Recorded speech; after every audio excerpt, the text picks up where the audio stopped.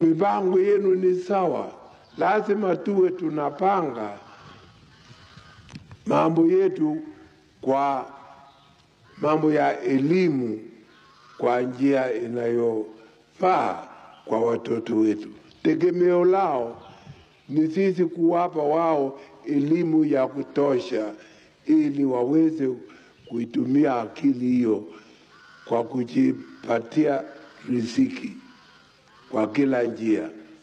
Na ndivyo tulivyosema tukusanye pesa kwa vijana hawa ili waanze kujifunza mambo ya biashara ndio waweze kuinua maisha yao. Na nyinyi Meru mmefanya kama vile mnafanya na ndio mnapata maendeleo. Hakuna nchi inayoweza kujengwa kama watu wana sauti mbili. Nchi hujengwa wakiwa na sauti moja. Na ningetaka nyinyi mjenge hivyo hivyo.